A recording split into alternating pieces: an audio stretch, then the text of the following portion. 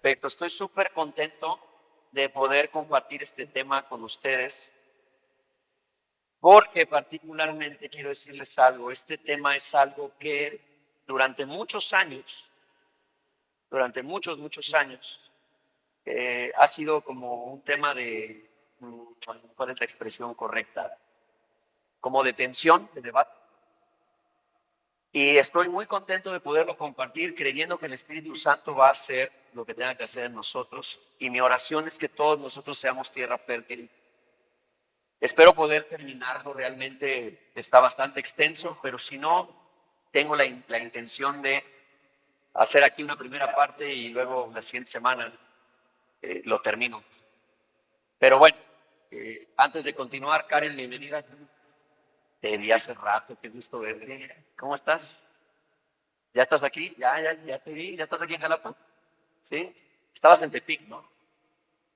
En Toluca, en Toluca. Muy bien, bienvenida. Dios te bendiga. Karen estuvo muchos años con nosotros en la iglesia, muchos años. Y luego se tuvo que ir a Toluca y anduvo ahí dando el rol, pero bueno, ya Dios la trajo de regreso. Así que bienvenida, hija, y bienvenidos a todos los que están aquí por primera vez. Le damos un aplauso a Cristo por la gente que regresa y por los que asisten por primera vez. Bueno, el tema del día de hoy se titula El espíritu y el río que satisface. Ese es el título del día de hoy y vamos a iniciar.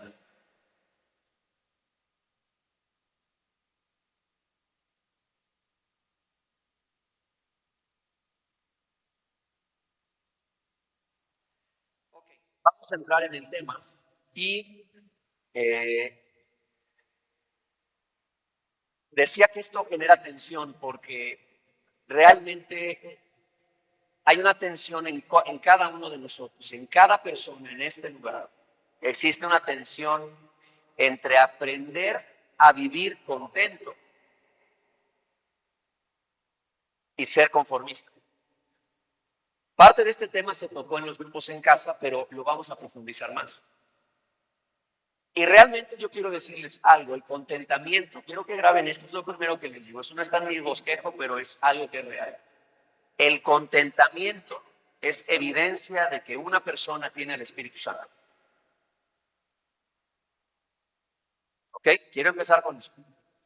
Una de las evidencias de que una persona tiene realmente a Cristo adentro es que la persona va a empezar a vivir con contentamiento.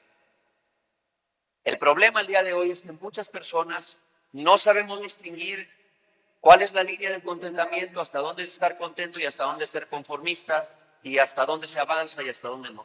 Pero quiero que partamos de una realidad. Nosotros vivimos en un mundo que tiene un sistema que no tiene llenadera. Tú fuiste educado en un sistema, yo fui educado en un sistema que no, nada le basta. Nada es suficiente, todo el tiempo hay huecos, algo falta todo el tiempo. Y de ahí venimos todos. Todos fuimos criados en ese sistema, lo hemos visto en los medios de comunicación, lo escuchamos constantemente, lo vemos en películas, lo vemos en conversaciones y en muchas otras cosas. Ese sistema nos ha adoctrinado y nos educó. Por eso cuando llegamos a Cristo, cuando empezamos a caminar en la fe, luchamos y nos tensionamos con esto y decimos, y le llamamos muchas veces conformista a personas que realmente no lo son. Y le llamamos exitoso a alguien que realmente no lo es. Le llamamos vivir bien a algo que no es vivir bien y le llamamos estar bien a algo que no es realmente estar bien. Porque el estándar de este mundo se ha encargado de poner estándares que nos dicen qué es lo que está bien y lo que está mal. Pero nosotros como creyentes, si tú crees en Dios, tienes que saber que nuestro estándar no lo basa el mundo, que lo basa la Biblia. La palabra de Dios es la verdad. Yo tengo que partir del hecho de que la Biblia es la verdad, es la palabra de Dios inspirada por Dios y ahí viene la verdad. ¿Y por qué es la verdad? Porque Dios sabía que este mundo se iba a dedicar a engañarnos, a ofrecernos una libertad que no es verdadera libertad, a hablarnos de un amor que no es verdadero amor. Ustedes nada más piénsenlo, usemos tantito el sentido común, usemos nuestro cerebro y observemos lo que el mundo define como amor y luego vamos a contraponerlo con lo que la Biblia define y te darás cuenta que es una mentira. Lo mismo pasa con la felicidad, lo mismo pasa con todos los aspectos, con la libertad, con la paz. Jesús constantemente decía cosas como, yo no doy la paz, yo doy una paz que viene del cielo, no una paz que es como la del mundo. Jesús esclarece eso, luego dice, yo vengo a dar verdadera libertad, hablando acerca de que hay una libertad falsa. Así como hay un amor falso, así como hay una felicidad falsa, así como hay una plenitud falsa y así como hay un contentamiento falso. Este mundo, todo lo que presenta, lo está presentando desde una base de mentira. Así que yo tengo que empezar a cerrar mis oídos a personas, tengo que empezar a cuestionarme más allá de venir un domingo a la iglesia o de leer la Biblia todos los días. Tengo que cuestionarme la fuente de donde procede lo que estoy consumiendo. Tienes que empezar a cuestionarte esto. Es que tal doctor dijo, ¿y ese doctor quién es? ¿Es una persona que cree en Dios? ¿Es una persona que tiene fe? ¿O es una persona? Porque cuando una persona no se basa en la verdad, este mismo doctor que hoy dice rojo, mañana va a decir morado. Pero la verdad de Dios permanece para siempre, no se mueve, es siempre la misma. Es que escuché a un terapeuta, no importa cuán bueno sea, no importa si es influencer, no importa si a todo el mundo le gusta, no importa cuál es la fuente, quién es su fuente, de dónde proceden sus declaraciones. Y hay que llevar el pensamiento crítico un poquito más alto. ¿Estamos de acuerdo? Dejemos de comer cualquier chatarra que nos ofrece. Bueno, con esa base el mundo nos ha dicho que para estar contentos, bueno, es más, tú deberías preguntar, ¿qué necesito para estar contento? Y no quiero que seamos falsamente humildes, porque Dios nos conoce. Aquí alguien puede decir, yo lo mínimo paso, o sea, yo la verdad, así un taquito, una tortillita con manteca y sal, feliz, saben bien bueno. Pero tú sabes, te conoces. Y te puedes dar cuenta que probablemente no estás viviendo en contentamiento porque el día de hoy estás enojado. Sientes fracaso, tienes pensamientos como de insuficiencia, como de que no eres valioso. Se han perdido varias cosas ahí en tu corazón. Y eso es algo que refleja la falta de contentamiento. Jesús dijo en Juan 7, 37 al 39, y este texto lo toqué la semana pasada. Dijo esto, no sé por qué le puse aquí 7, pero realmente 6, perdónenme, a ver si me lo cambian. No, si era 7:39, perdón, el que está mal soy yo. Por favor, Luis, regrésalo ahí, 7:37 al 39, aquí está. El último día del festival, el más importante, Jesús se puso de pie e invitó a la multitud. Todo el que tenga sed puede venir a mí. Todo el que crea en mí puede venir y beber, pues las escrituras declaran, de su corazón brotarán ríos de agua viva. Con la expresión agua viva se refería al Espíritu, el cual se le daría a todo el que creyera en él, pero el Espíritu aún no había sido dado, porque Jesús todavía no había entrado en su gloria. Así que lo primero que estamos leyendo hoy es que Cristo dice, si alguien tiene sed, necesidad, falta de contentamiento, si alguien está pasando por momentos de amargura, si se siente fracasado, si siente que no es suficiente, todas estas cosas que hacen que te sientas infeliz. Ahora, Jesús no es una pastilla que te puedas tomar para sentirte feliz. Y el cristianismo tampoco es eso. Por eso muchas personas dicen, esto no sirve. No, porque esto no es mejorar. Pero Jesús está diciendo esto. Hay un río que yo voy a proveer para quitar la sed que todas las personas tienen. Y todos tenemos vasos, unos más grandes que otros, pero todos tenemos nuestros vasos cuando nos acercamos a Jesús. Y tenemos sed de muchas cosas. Y Jesús promete saciar la sed de toda persona que confía en él. Y entonces pasa esto. Escuchen lo que dice Filipenses 4, del 11 al 13. Escuchen esto. Está el apóstol Pablo hablando. Esta carta a los filipenses, ¿saben dónde la escribió Pablo? Estaba en la cárcel. Pablo estaba en la cárcel por predicar el evangelio. No robó nada, no. Él estaba en la cárcel por predicar a Cristo. Estaba encarcelado injustamente. El día de hoy sería un escándalo. Todos nosotros estaríamos protestando, estaríamos gritando. Es más, si en nuestro país, cuando la persecución empieza, porque va a venir un tiempo de persecución, cuando la persecución venga sobre la iglesia, muchos cristianos dejarán de predicar por temor a ser encerrados. Yo espero que eso no nos pase aquí. Espero que para ese tiempo estemos lo suficientemente nutridos en el Espíritu, que podamos tener el valor que el Espíritu da para seguir hablando con denuedo acerca de las verdades de Cristo. Pero Pablo está en la cárcel. Él sabe que está condenado. De hecho, luego lo sacaron de esa cárcel y lo llevaron a morir. Pero él escribe esto. Escuchen, este hombre escribe esto. No es que haya pasado necesidad, le está escribiendo a los filipenses, cristianos que están en un lugar llamado Filipos, que era una iglesia, una comunidad pequeña, que no tenía recursos como los corintios, que tenían un buen de lana. Esos eran los de varo. Los filipenses no tenían dinero, pero eran súper fieles. Y se acordaron de él y le mandaban cosas a la cárcel. Y entonces Pablo está agradecido y le responde y dice: gracias porque se acordaron de mí, sé que me recuerdan en sus oraciones, sé que están preocupados por mí. Y dice esto: no es que haya pasado necesidad alguna vez, porque he aprendido a estar contento con lo que tengo. Sé vivir con casi nada o con todo lo necesario. Bueno, hoy Pablo, si Pablo se resucitara hoy, tuviera TikTok, la lluvia de comentarios olvídense de lo de afuera, de la iglesia. Millones de cristianos le estarían diciendo: esto es un cristiano mediocre, ¿cómo se conforma? Dios no quiere que vivas así, todos los traumas que tiene uno adentro y todo el lodo que tiene lo arroja ahí en este lugar, ¿no?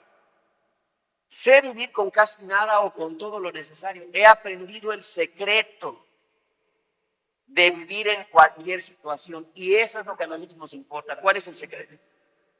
¿Cuál es el secreto que Pablo encontró para vivir en cualquier situación? Sea con el estómago lleno o vacío, con mucho o con poco. Pues todo lo puedo hacer por medio de Cristo, quien me da las fuerzas. Conocemos ese pasaje: todo lo puedo en Cristo que me fortalece, pero lo sacamos de su contexto. Regularmente lo utilizamos como para animarnos, ¿no? Todo lo puedes, échale ganas, ¿no? Como es un échale ganas. La frase de Cortito sería, ahí diría: échale ganas, Pablo. No podemos decir eso. Bueno, pues todo lo puedo en Cristo que me fortalece. Así lo tomamos nosotros. Pero Pablo enseña eso en un contexto de una situación muy complicada, donde él dice: estoy encerrado por predicar injustamente y ustedes me enviaron cosas, y quiero decirles que no es que tenga necesidad, les agradezco, no es que tenga necesidad, porque he aprendido a estar, no solamente dice aprendí a vivir, sino dice aprendí a vivir contento, con poco o con mucho, con casi nada o con casi todo, porque encontré el secreto para vivir así. ¿A alguien le gustaría tener ese secreto?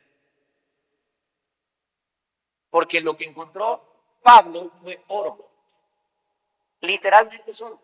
Por supuesto, lo repito, este pasaje tú lo llevas a esta cultura que se ha permeado tanto dentro de la iglesia, y el día de hoy Pablo, y no solo Pablo, Jesús, si nosotros presentamos las características de Jesús sin decir que es Cristo, varios dirían: es un mediocre. Porque Jesús se la pasó diciendo: deja de andar queriendo hacer cosas materiales en la tierra. Renuncia a esos tesoros. Renuncia a eso, mejor haz tesoros en el cielo. Que mediocre. Que mediocre, eso no, Dios nos quiere prósperos, Dios nos quiere. Y entonces sacamos todo de contexto, somos horribles. Quiero hacerles las preguntas. ¿Cuántos han pensado esto? Cuando logre esto, estaré finalmente tranquilo. Y después de conseguirlo, descubrieron que la paz les duró muy poco.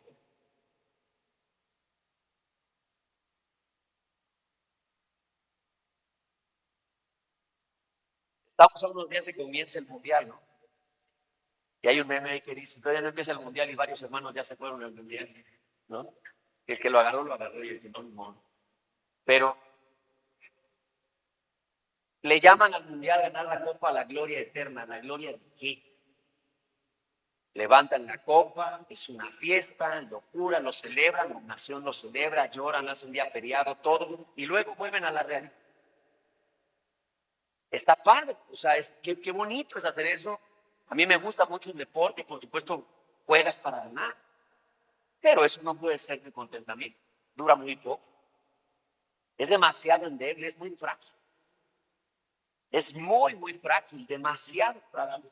De hecho, inclusive algo, por ejemplo, como ser padre, tener a nuestros hijos, al principio los ves, no quieres que los toque el viento, no quieres que nadie los vea mal. Si los cargaron demasiado, hay que rodarlos para que no se embaren, ¿no? Algunos les ponen un hilo rojo, luego hablamos de eso, pero los hijos empiezan a crecer y no siempre te acuerdas, no siempre estás contento con ellos. Hacen cosas y no siempre te sientes contento. Decir, es que me basta con que sea mi hijo. No, no es cierto. Basamos nuestro contentamiento en cosas que son demasiado frágiles y eso nos va a pasar factura. ¿Estás siguiéndome? Okay. Estoy seguro que no voy a acabar, pero hasta donde llegue. La búsqueda es parte de nuestra naturaleza. Pablo no nació sabiendo vivir satisfecho, sino que lo aprendió caminando con Cristo. Descubrió una fuente superior a las circunstancias. El conformismo es diferente. El conformismo dice, ya llegué, ya lo alcancé, ya lo tengo, y se queda estacionado. El contentamiento avanza, el conformismo se estaciona. El conformismo dice, ya tengo suficiente conocimiento, ya tengo suficiente de esto, en el sentido de que te estacionas, te acomodas, ya no quieres ser incomodado, dices, ya llegué, lo logré, pero todavía hay techo para crecer. Y ya no hay crecimiento, sino que nos quedamos estacionados ahí. El contentamiento, por el contrario, produce libertad, porque la persona ya no vive esclavizada por lo que le falta, ya no vive gobernada por comparaciones, ya no vive persiguiendo valor personal en las cosas que busca. Así que mientras el conformismo lo que hace es que yo agarre mi silla y me siente y no haga absolutamente nada, el contentamiento me dice, qué bueno que tienes una silla, y entonces me lleva a seguir avanzando, pero no esclavizado porque quiera tener una sala. ¿Soy claro en lo que digo? ¿Sí? Tienes una silla y dices, qué bueno que tengo un lugar para sentarme, porque hay otros que ni eso tienen.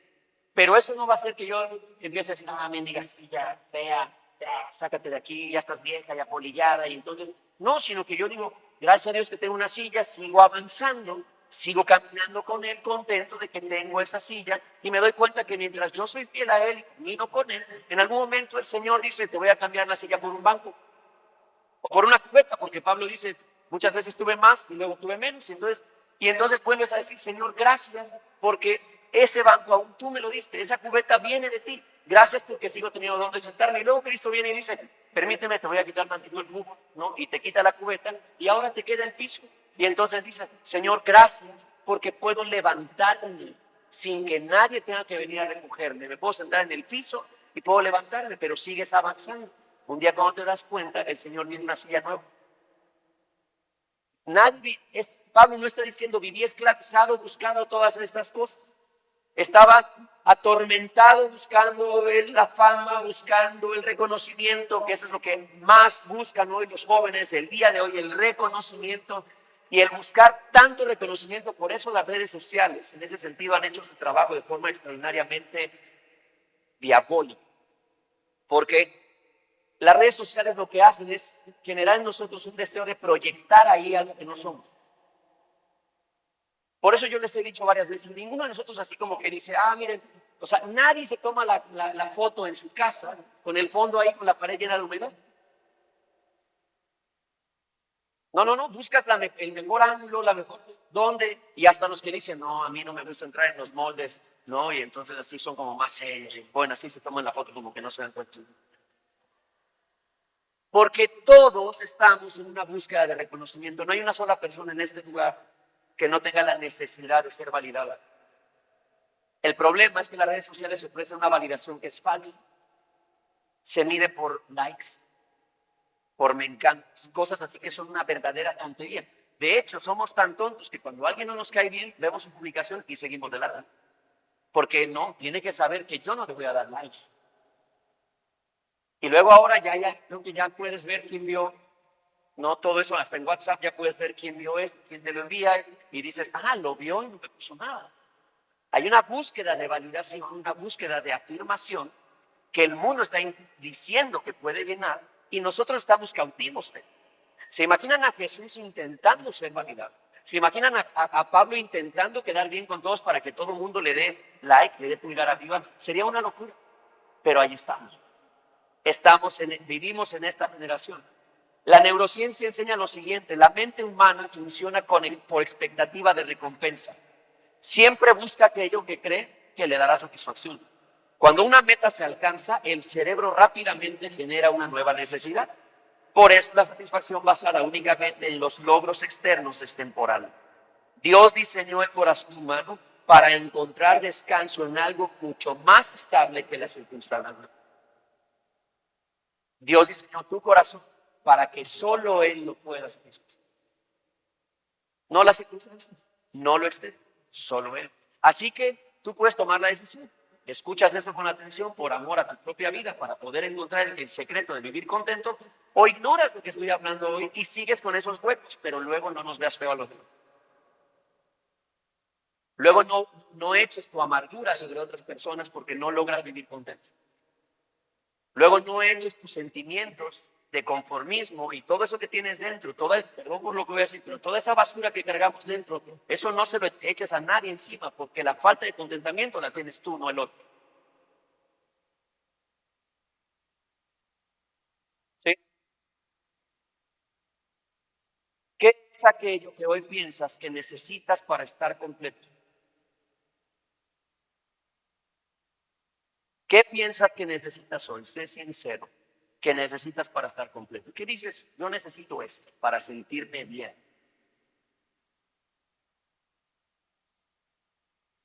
Efesios 4:13 dice lo siguiente: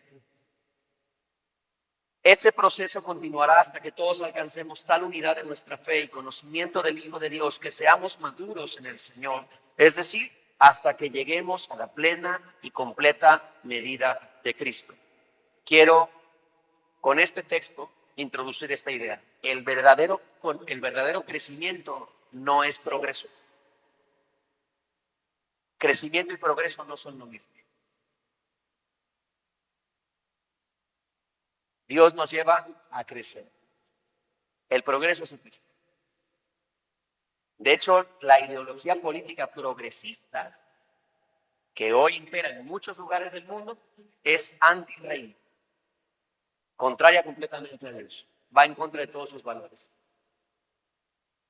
Así que yo no debo buscar progreso, aunque políticamente eso nos han enseñado. Lo importante es que el país progrese, pero no crece. ¿Qué es progresar? ¿Y qué es crecer? De hecho, se puede progresar sin crecer. Y eso es parte del problema, que a lo mejor algunos de nosotros hemos progresado, pero no hemos crecido. Y por eso no estamos contentos. Porque hemos progresado, pero no hemos crecido. Y ahorita voy a profundizar esto. ¿Cómo define el mundo el crecimiento? Escucha. Más dinero, más posesiones, más reconocimiento, más experiencias. El mundo dice, si tienes esto, más dinero, más posesiones, más reconocimiento, más experiencias, entonces estás creciendo, dice el mundo. ¿Saben la Biblia cómo define esto? Como acumulación. Jesús, al hecho de decir más dinero, más posesiones, más experiencias, más esto, Jesús dice, eso es acumular. Así que mientras el mundo me está gritando, acumula, acumula para que seas feliz, Jesús me dice, no, entre más acumules, menos contentamiento tendrás. Es todo lo contrario, es un engaño, es una mentira. Claro, porque cuando el diablo permite, o cuando el diablo logra convencerme, porque él es padre de mentira y es más astuto que todos nosotros juntos. Y sobre todo si nosotros, pero obviamente no es más astuto que Cristo. Pero si mi relación con Cristo no está saludable, el diablo me va a bailar encima, me va a engañar fácilmente. Entonces el diablo sabe, si yo logro cautivar el pensamiento de Miguel, si logro que Miguel se enamore de esto, le voy a poner una meta allí. Son cosas bien tontas, ¿no? Cosas como este rollo de cómo funciona la mente por las recompensas. Las redes sociales. O sea, las redes sociales, por ejemplo, creo que TikTok, no sé, corríjanme los que tienen TikTok, pero creo que TikTok te va marcando una racha y te va poniendo ahí palomeando que entras todos los días. ¿Sí o no? Digan, ahora me van a decir que no saben, los que tienen TikTok, así como que están viendo para abajo y no sé de qué habla Paz. Se la pasan ahí.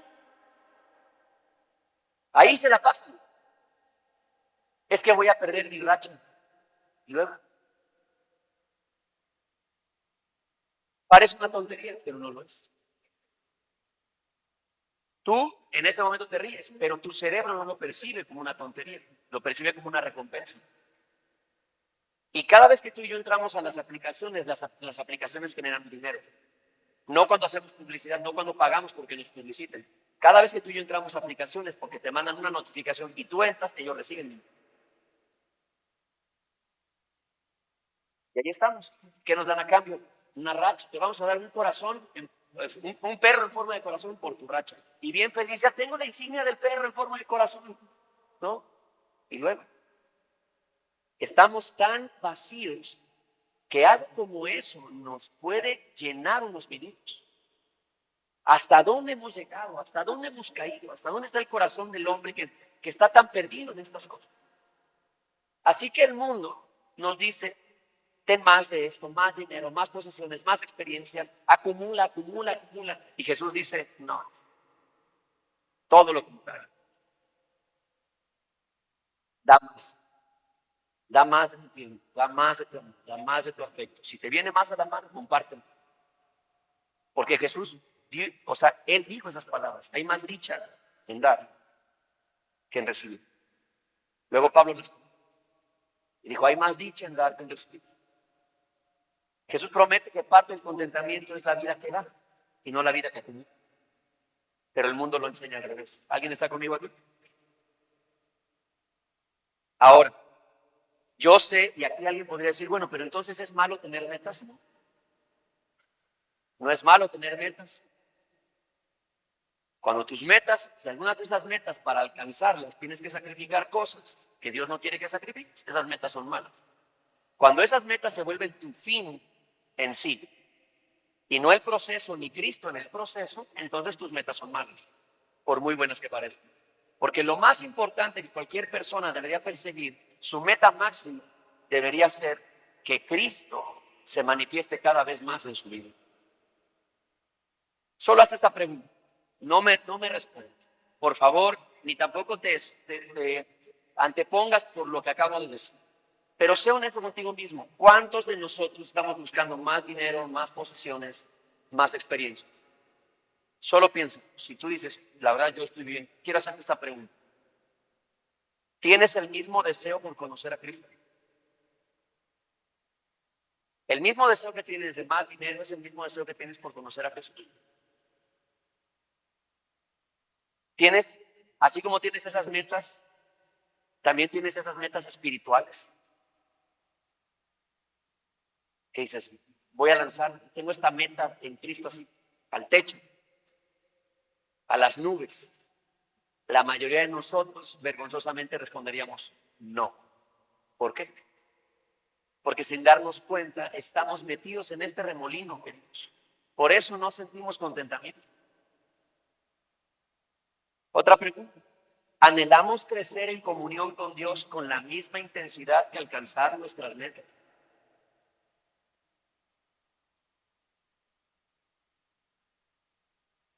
¿Cómo define Dios el crecimiento? Ya vimos cómo lo define el mundo, pero Dios, ¿cómo lo define?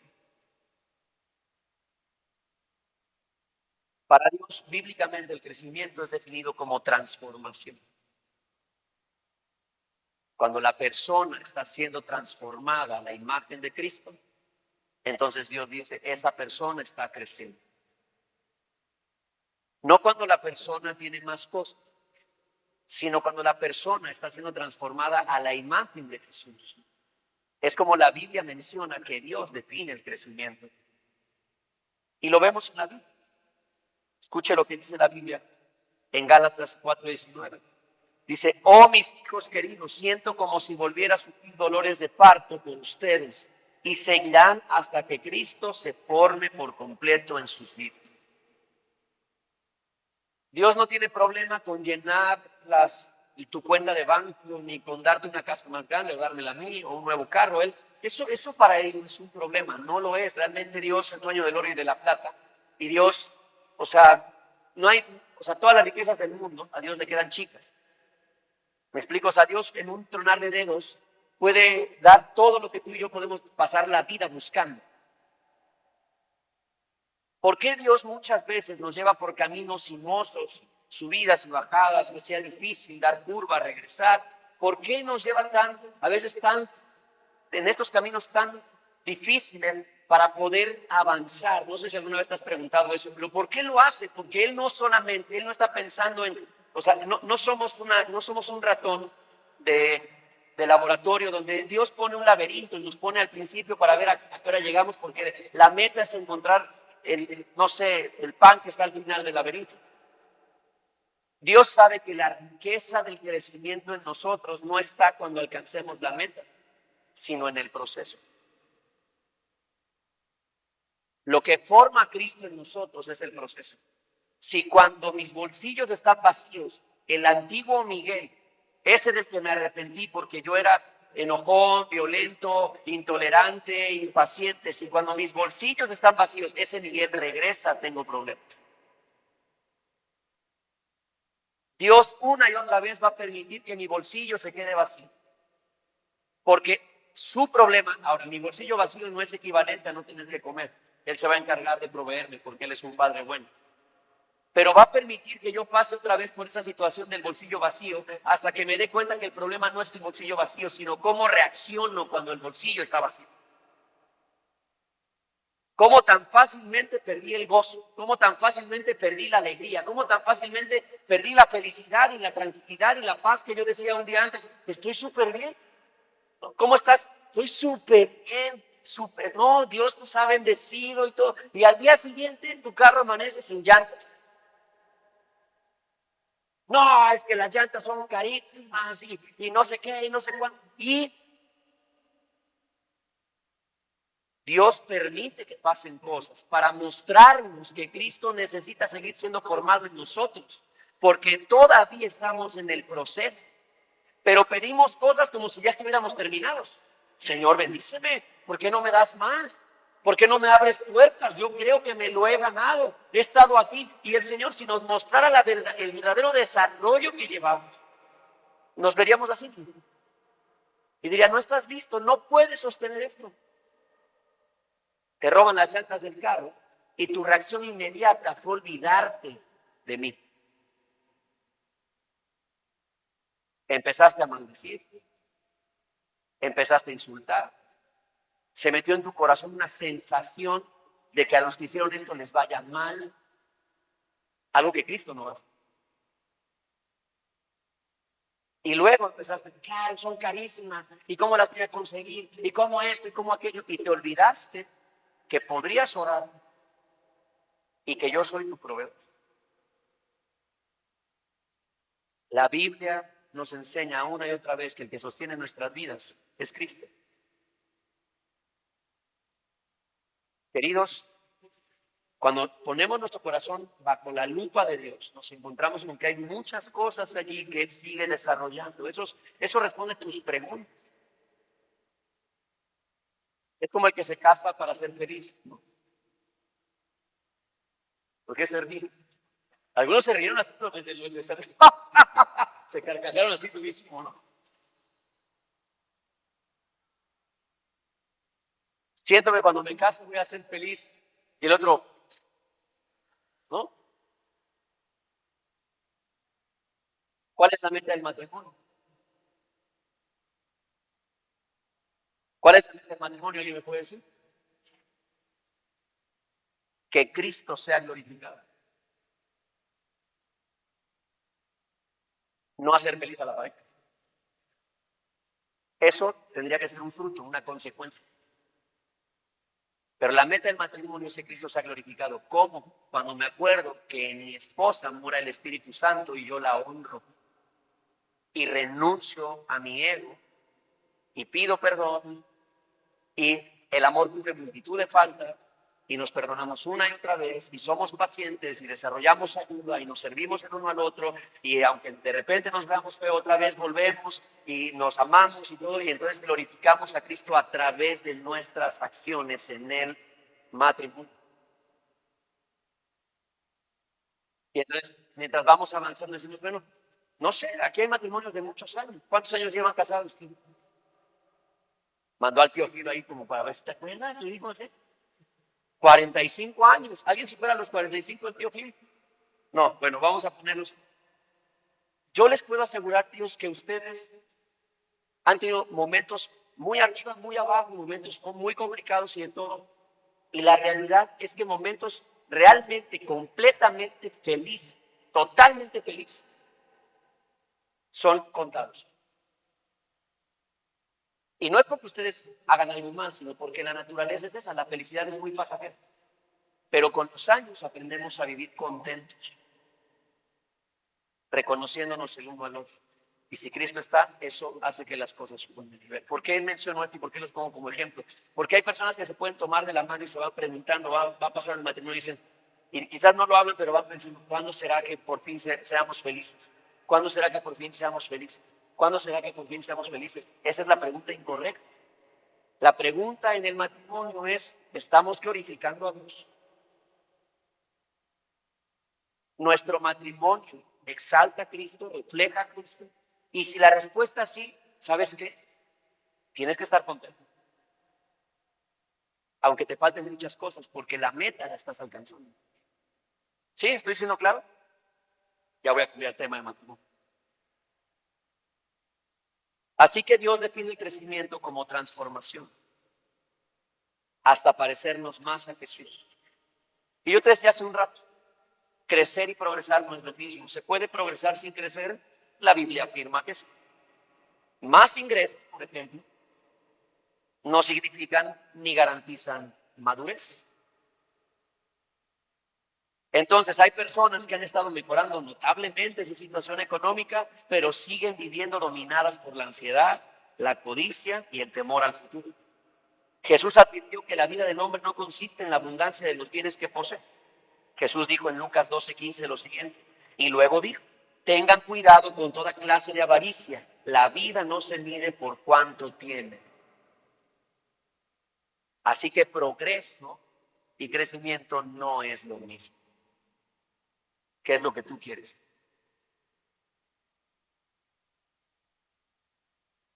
¿Qué es lo que tú quieres?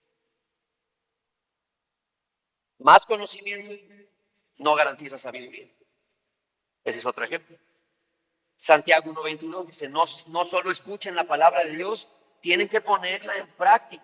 De lo contrario, solamente se engañan a sí mismos. Podemos asistir a conferencias, leer libros, acumular información bíblica, pero la Biblia nos recuerda que debemos ser hacedores de la palabra y no solamente oidores. La sabiduría se demuestra en una vida transformada. Así que así como tener más dinero no es crecimiento, tener más conocimiento tampoco es crecimiento, sino la aplicación de ese conocimiento. Es que yo llevo años en la iglesia, mi abuela me llevaba desde que yo era niña. Qué bueno, ojalá se vea, ojalá se note, tanto para usted como para la gente que vive en su casa, como para los hermanos en la fe, los vecinos y sus compañeros de trabajo, para todas las personas que puedan acercarse a este árbol y tomar un buen fruto. Porque si no, solamente estamos hablando. Más actividad cristiana no garantiza comunión con Dios. Eso también es real. Es posible servir en múltiples ministerios y aún así descuidar la oración, la intimidad con Dios y la dependencia del Espíritu. Marta estaba ocupada en muchas tareas, mientras María había escogido la mejor parte para sentarse a los pies de Jesús. Y la cita dice esto, en Lucas 10:38. Durante el viaje a Jerusalén, Jesús y sus discípulos llegaron a cierta aldea donde una mujer llamada Marta los recibió en su casa. Su hermana María se sentó a los pies del Señor a escuchar sus enseñanzas, pero Marta estaba distraída con los preparativos para la gran cena. Entonces se acercó a Jesús y le dijo, Maestro, ¿no te parece injusto que mi hermana esté aquí sentada mientras yo hago todo el trabajo? Dile que venga a ayudar. El Señor le dijo, mi apreciada Marta, estás preocupada y tan inquieta con todos los detalles. Hay una sola cosa por la que vale la pena preocuparse. María la ha descubierto y nadie se la quitará. Fíjense las palabras de Jesús. Jesús dice, si te vas a preocupar por algo, que sea por esto. ¿Y qué es lo que enseña? Alguien, por favor, dígame, para saber que estamos conectando, que estamos en el mismo canal y que no nada más están escuchando. No. Jesús dijo, hay una sola cosa por la que vale la pena preocuparse, y Marta la descubrió. ¿Qué descubrió Marta? María la descubrió. ¿Qué descubrió María? La relación con Jesús. Mira, Marta, si de algo te vas a preocupar, si algo te va a robar el sueño, que sea tu relación conmigo. Si te vas a afanar por algo, porque la palabra que aparece allí es afán, si te vas a afanar por algo, que sea por conocerme más. Jesús le dice a Marta, tu hermana lo descubrió. Se dio cuenta que ni los trastes ni la gran cena realmente son lo más importante. Es como lo que nos pasa en Navidad. No sé si les ha pasado eso, pero a mí la Navidad, la noche de Navidad, yo realmente casi no la disfruto. Porque ese día de Navidad todo el mundo anda como loco. Estamos afanados por todo. La cocina, la cena, ya apúrate, ahí vamos de malas a casa de la tía, ¿no? Porque alguien salió tarde, teníamos que llegar hace una hora y no sé qué. Y entonces ya vamos enojados y de todo, ¿no? Alguien ya está frustrado porque pisó chueco, se le rompió el tacón y no trae otro. Me van a decir que no es cierto. Es verdad, ¿qué ropa me voy a poner? Estamos pensando en todo menos en la persona importante de la cena.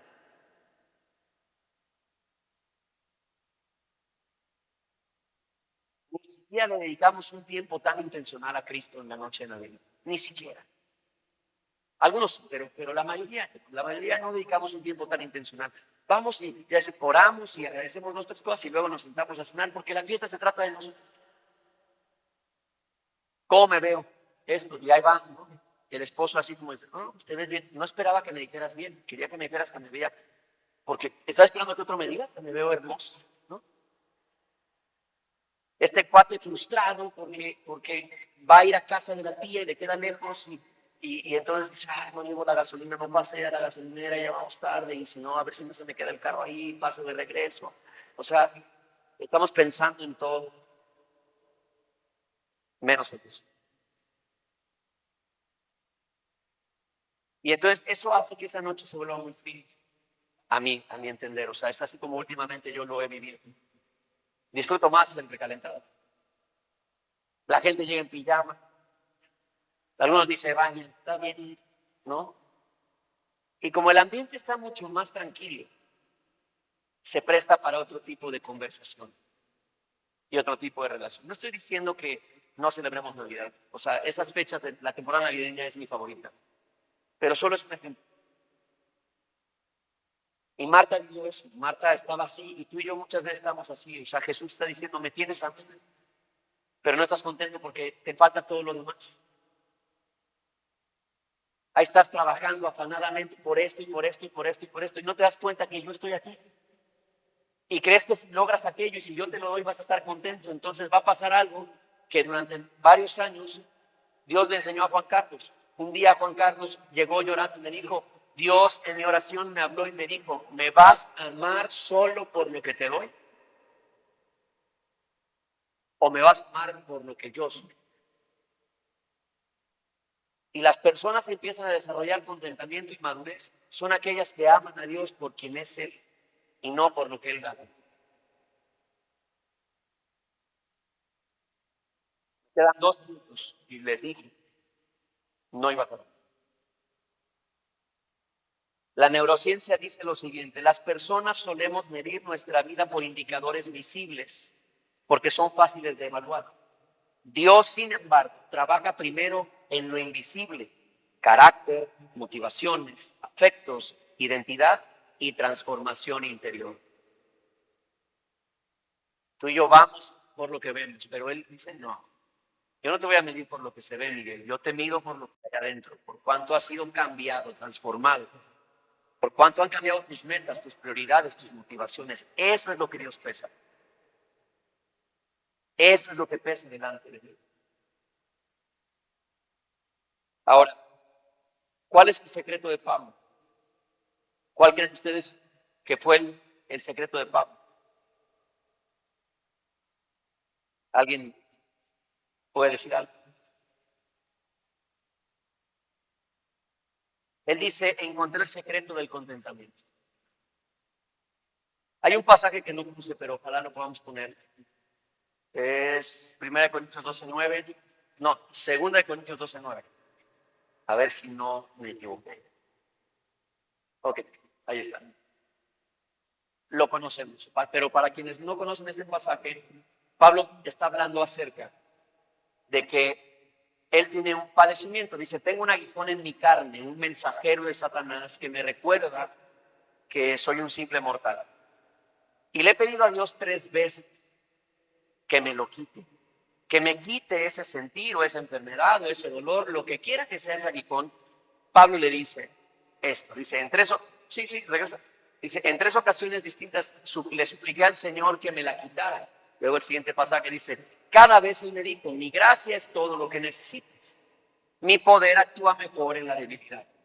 Así que ahora me alegra jactarme de mis debilidades para que el poder de Cristo pueda actuar a través de mí ahora. Con eso voy a tomarme los últimos 5 minutos. La palabra que aparece allí, esta expresión, bástate mi gracia, pero la palabra bastar en ese pasaje es la misma palabra que Pablo utiliza en Filipenses para decir estoy contento. Ahora aquí viene el tema. Hubo un momento donde Pablo sentía que para poder estar bien era necesario que Dios le quitara ese aguijón. Ahora ese aguijón tú le puedes poner, lo puedes pensar como tú quieras, solo no le pongas nombre de persona, ¿no? Pero puede ser que tú digas, mi aguijón es mi pasado, no sé, las carencias que tuve de niño, o mi aguijón es que mi matrimonio se fracturó, o mi aguijón fue la pérdida de alguien que amé. No sé, le puedes poner cualquier circunstancia. Y ese quizás eso que te tiene descontento, esa parte que dices, es que si tuviera más, si pudiera alcanzar esto, estaría mejor. Ese es tu aguijón, ¿ok? Pablo, durante varios años, en 3 ocasiones distintas, oró diciéndole al Señor, Señor, ¿me podrías quitar este aguijón para que yo esté feliz y esté contento? Y Dios le dijo, no, no te lo voy a quitar. Hasta que aprendas que mi gracia es todo lo que necesitas. Hasta que te des cuenta que no es el aguijón lo que te hace infeliz. Que no es lo que el aguijón lo que no te tiene contento, sino que lo que no te tiene contento es que no reconoces ni has entendido mi gracia en tu vida. Bueno, Pablo utiliza la misma expresión en Filipenses, pero lo curioso es que entre que Pablo dijo eso y lo oró, a que lo escribió en Filipenses donde dijo, estoy contento, pasaron como 8 años. Esto nos habla del proceso. Nos habla acerca de cómo un hombre de Dios en el proceso creyó que su contentamiento vendría de estar mejor. Pero luego, ya en el final de su camino, él dice, estoy contento. En otras palabras, está diciendo, amados, no tengo necesidad de nada porque la gracia de Dios me basta.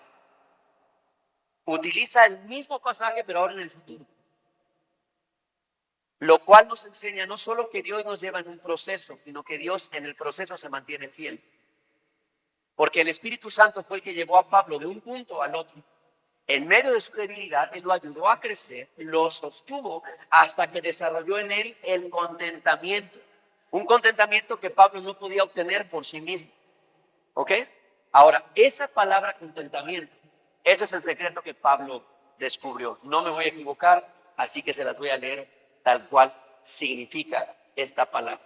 Aquí va. La palabra que Pablo utiliza para decir estoy contento es la palabra autarques. Esta palabra griega, autarques, significa lo siguiente. Aquí les va. Tener dentro de sí lo necesario para vivir. Eso es lo que significa esa palabra. Ahora, Pablo no está diciendo, yo me soy suficiente. Pablo encontró el secreto. ¿Cuál es el secreto? Tengo dentro de mí al que es necesario para vivir. Y si lo tengo a él, entonces tengo todo lo que necesito.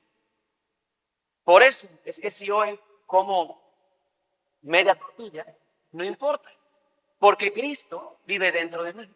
Y Cristo es todo lo que necesito para vivir. Por eso él habla acerca de un secreto.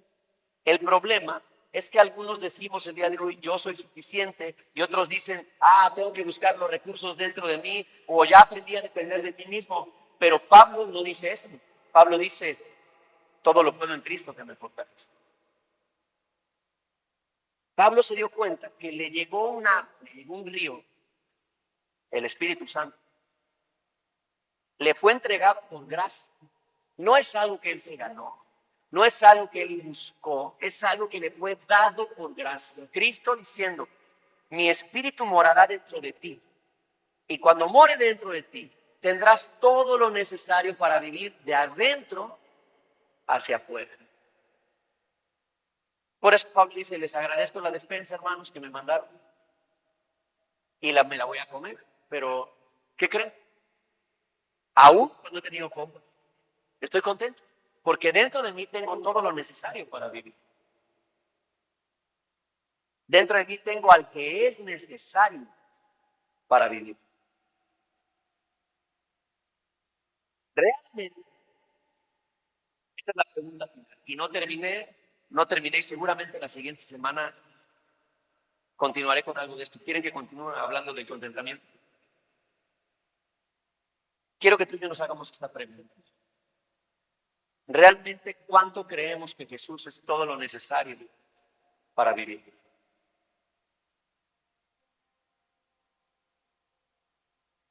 Porque ese es el secreto. Si Jesús no es todo lo necesario para que mi vida esté bien, siempre me va a faltar algo. Por eso no voy a poder desarrollar contentamiento. Pero quiero ponerlo en esto, porque quiero terminarlo de una forma práctica que tú te puedas llevar a tu vida y que te pueda servir, todo esto te pueda servir para aplicarlo, que nos sirva a todos. Si tú y yo hoy vulnerablemente, humildemente reconocemos que Cristo no está siendo suficiente, pero queremos que lo sea, porque quizás esa es la pregunta que debería ser.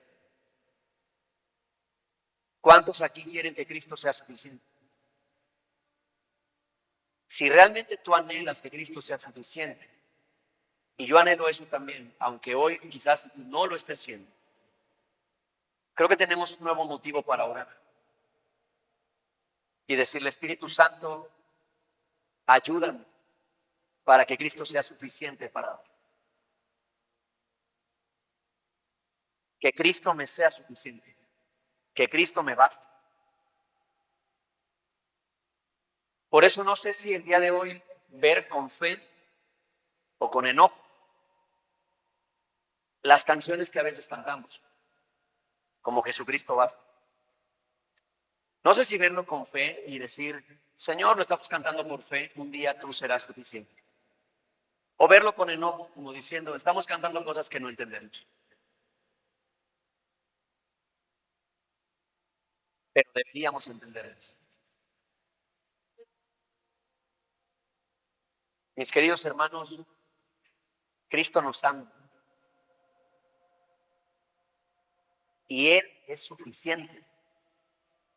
Tú y yo necesitamos experimentar esa suficiencia y para eso vino el Espíritu Santo. El Espíritu Santo no son solo relámpagos y temblores, porque conozco gente que manifiesta, habla en lenguas, en chino, alemán, en húngaro, levanta muertos, echa fuera demonios, pero no son personas contentas con su vida, porque Jesús no es suficiente. Una prueba fiel de que Cristo, de que el Espíritu Santo está en una persona, es el contentamiento. Él nos va a ir llevando. La siguiente semana vamos a hablar más acerca de esto. Ok, entonces, pero ¿cómo le hago? ¿Significa que me debo quedar así? ¿No esforzarme? ¿Dónde? Esas tensiones. Hay que hablar. Pero en todo tenemos que empezar entendiendo, Jesús es suficiente. Yo quiero experimentar eso. Uno de mis mayores temores, siendo vulnerable con ustedes, es algo que trato de ignorar ahora, porque no quiero poner mi mente ahí, pero de repente viene. Y eso, humanamente hablando, es algo como que yo viera morir a uno de mis hijos. Entonces, cuando viene ese pensamiento, lo lanzo de inmediato a Cristo. Le digo, Señor, tú tienes el control de mi vida y tú sabes. Y yo sé que voy a morir de viejo y te pido que ellos me entierren a mí. Pero también de esas veces que digo, voy a orar lo bajito, como para que nadie escuche. Yo le he dicho al Señor, pero sé que si esto pasara, lo único que yo te pido es que tú te quedes conmigo ahí, en la circunstancia. Porque si tú te quedas conmigo en esa circunstancia, aunque eso sea difícil, tú te encargarás de que yo esté bien, aunque algo valioso me falte. Y esas son las cosas por las que tenemos que aprender a orar y a pedir, que Él sea suficiente en todo eso. Dejemos de ser superficiales, queridos. Dejemos de ser superficiales y vayamos al fondo. Hablemos con el corazón abierto con Cristo y pidámosle derramemos delante de Él aquellas cosas que nos simbran por dentro, que nos mueven. Y ahí digamos, Señor, tú haste suficiente para mí. Ahí tú conviértete en algo suficiente para mí. Muchas cosas por las que tú y yo no estamos contentos son berrinches, son caprichos de niños de primaria, son tonterías materialistas. No es más que un pensamiento así, tonto y absurdo. Un día, yo espero que no pase demasiado tiempo, tú y yo vamos a despertar y nos vamos a dar cuenta que eso no era importante. Hay que cambiar nuestra forma de ver la fe, de ver al Espíritu Santo y de ver a Cristo como suficiente para nosotros. Amén. ¿Sí? ¿Estamos bien? Le damos un aplauso al Señor Jesús.